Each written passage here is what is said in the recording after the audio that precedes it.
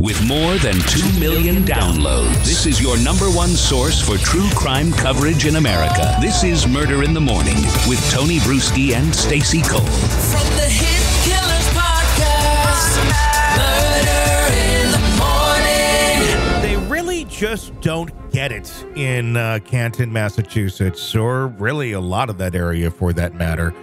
Kevin Elbert, the former police officer that was being, disciplined for his involvement in the Karen Reed case.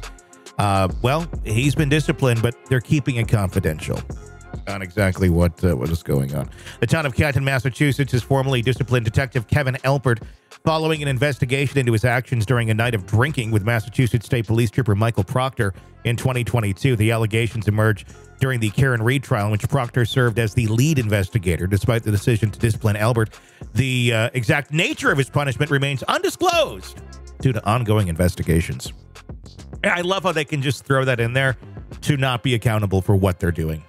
Yeah. I mean, is it like, did you get a letter? Did you get an email, a mean email that said, bad boy, you shouldn't be doing these sort of things? Or what exactly went on? I'm really kind of curious. And I think the public has a right to know, considering they are our employees. They work for us, the people. Yeah, they do. So I don't know any company, private company anyway, where if there is some sort of disciplinary action that the people that own the company would not be privy to that information because it's their thing. Well, and can I just say this too? I've said it before when we've talked about, somebody being, what is the term? They're, I can't think of it. Help me. When they're like suspended without pay. Yeah. Well, when they're suspended with pay, I get pissed off. Oh, yeah. It's basically a paid vacation at that point. Exactly. We don't want you around because we're investigating you, but we're going to pay you in the meantime. And by the way, that's called vacation time. And we're going to investigate ourselves because everyone knows that when an organization that has troubles investigates themselves, it always works out well. Absolutely. Especially when you have... That drives me nuts. When you have power like the police do. Like, that's a little... no. This is insane. Canton Police Chief Helena Rafferty stated that the investigative report into Elbert's conduct is being withheld as it involves, where is it here? It involves ongoing investigations by other agencies. Additionally to the disciplinary decision made in a secret board executive session, it's classified as a personal record, further limiting its disclosure. Wow, you guys are great on transparency. Mm-hmm. Albert's connection, it's just like, what can you do wrong in this case? Let's keep doing it. Albert's connection to the case has drawn significant attention as his brother, Brian Elbert, owns the home where Boston police officer John O'Keefe was found unresponsive in the snow on January 29th, 2022. O'Keefe was the boyfriend of Karen Reed, who was later charged with his murder. Reed's defense has argued that she was framed, implicating Proctor, the Elbert family, and others in a potential cover-up. Proctor's testimony in the Reed trial revealed text messages between him and Kevin Elbert, further complicating the case. The defense raised questions regarding Proctor's relationship with the Elbert family and whether this influenced his handling of the investigation. The town confirmed that the discipline was decided after an independent investigation and a review by a select board, but they declined to share any details. We're gonna use these big words, and it's gonna sound official, but we're not gonna tell you anything of what it actually means.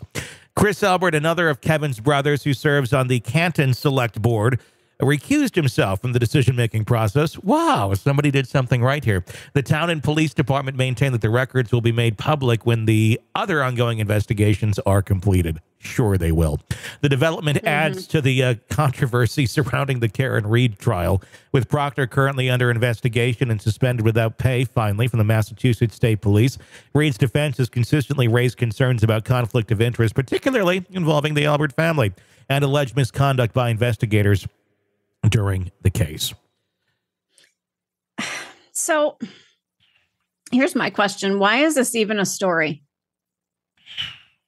I don't know. I mean, because they had to update somebody on something of what they're doing, because they said, okay, we're going to do something about some of the actions, but we're not going to tell you what actions we found to be bad, and we're not going to tell you what we did about those actions that we found to be bad.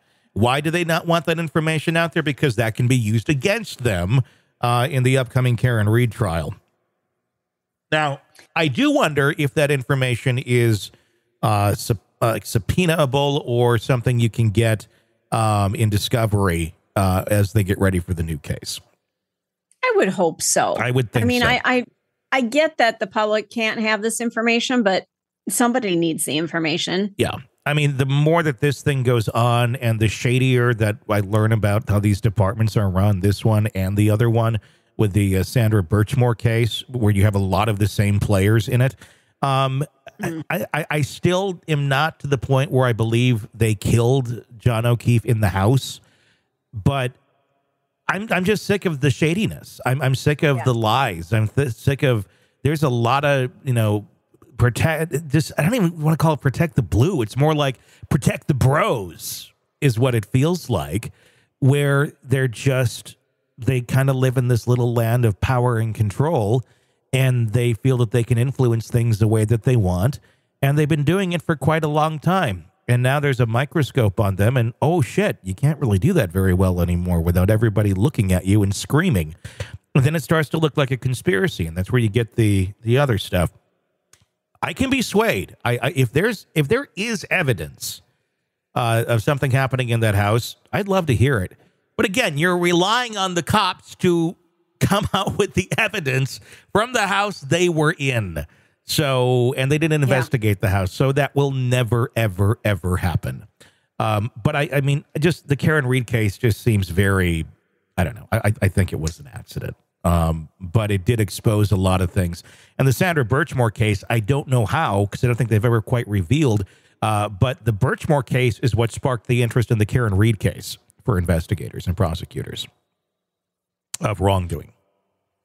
Really? Yes, where they were looking. I didn't realize it went that direction. They were looking at something over there with investigative work, and then somehow Karen Read's case got involved, and then that's what sparked things to be a little more serious over on that end of things. So I don't know the answer to that because it's never really been revealed, but it has been said by federal authorities that that is basically how the chain of all of that went, how the dominoes fell. Wow. We are not bashing the police. No. We both love the police. We know Good that ones. there are some bad apples in every field. Yeah. Except this was a bad orchard. Yeah. I mean, we worked in radio for decades and dealt with some of the shittiest human beings that ever walked the face of the earth. Every field has them. It's just that these people, in radio, they held your career in your hands. In law enforcement, they hold your lives in your hands. Yeah. It's a little different. Yeah. No, I completely agree. This is a bad orchard over here. And not every orchard, is infested with bad. But this one over here really clearly seems to be. And if it makes sense how it happens, you get one or a couple in there that have their way of doing things, their own twisted way. You get other folks who, like, I could be part of this. And then they come in and do it. And everybody's the happiest on that little team of degenerates. And then it just attracts negative. And eventually, unless somebody puts a stop to it and kills the cancers as they come, you end up getting a giant team of them. And it ends up taking over your whole department and infecting the whole damn thing. It's the same in any industry that can happen to. It's just a lot scarier when it's the police and the power that they hold when it is that skewed and that messed up. So that whole thing, I mean, I know there's a new, chief and all that, but there's a systematic problem in those departments over there right now that needs to be addressed and needs to be changed. They need to basically burn the orchard and plant some new trees because this is not good. They've got a credibility problem, so they are going to have to clean house, and really the ones who stay are absolutely going to have to be the best of the best, because I don't know how they get their reputation back. There needs to be more regular accountability and checks on people, not just, okay, you got on the force, which I don't know what the process is there, but in a lot of cases, it ain't that hard. It's a couple weeks of training and congratulations. You can now basically, boss people around with weapons. And you have a bit more authority than the average Joe. In things like the FBI and higher ranking places, I mean, I'm not saying there's not corruption in other places, but every couple of years, they do checks. They do polygraphs. They make sure that the people that are working for them are still mentally sound to do the job. And I think we need to do that. And it should be done independently, not of the department themselves, self-checking themselves, but look at it. Just take a check. People change. People, especially when you're in a career where you're dealing with some of the scummiest people on earth as a police officer, there's going to be situations where those scummy people that don't want to be caught may try and entice an officer not to catch them. And deals are done, and there's shady stuff that happens. And there's, I'm not saying by any means every officer gets involved in that, but it happens. And it may happen sometimes to the ones that came in and, had the best of intentions, but were able to be swayed by some dark shit. It just should be done, just to be checked, to make sure everything is on the up and up so we don't have these problems. I'm sick of hearing about these problems. I'd like to go back to the days of officer friendly and everything is fine and good. And I'm sure there was still shit going on then too, but there needs to be a higher level of accountability for the people that we put into these positions than we have right now, because it feels like in so many places it's out of control. 100%. 100%. And it just, and I hate it because it destroys the reputation of the good ones.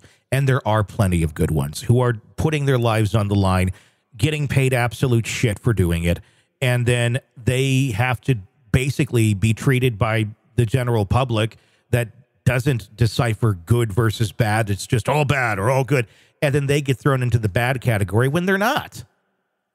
And that's, there needs to be more accountability. That's the kind of the long and short of the whole thing, I think. Absolutely. So, in a nutshell, absolutely. So there's a lot more to come on this story, and of course the Sandra Birchmore as well. You're in the thick of a true crime saga, every detail sinking in, and then wham, a commercial about something you couldn't care less about. It's like being served a microwaved dinner at a 5-star restaurant. But it doesn't have to be this way. Go for True Crime Today Premium Plus on Apple Podcasts. With True Crime Today Premium Plus, you get uninterrupted, ad-free episodes, extended interviews that dig even deeper into the muck, and early access so you can brag to your friends. It's like ordering the secret menu at a crime buffet. So, search for True Crime Today Premium Plus on Apple Podcasts, subscribe, and savor every twisted detail without interruption. You're in the thick of a true crime saga, every detail sinking in, and then wham, a commercial about something you couldn't care less about. It's like being served a microwaved dinner at a 5-star restaurant. But it doesn't have to be this way. Go for True Crime Today Premium Plus on Apple Podcasts. With True Crime Today Premium Plus, you get uninterrupted, ad-free episodes, extended interviews that dig even deeper into the muck, and early access so you can brag to your friends. It's like ordering the secret menu at a crime buffet. So, search for True Crime Today Premium Plus on Apple Podcasts, subscribe, and savor every twisted detail without interruption.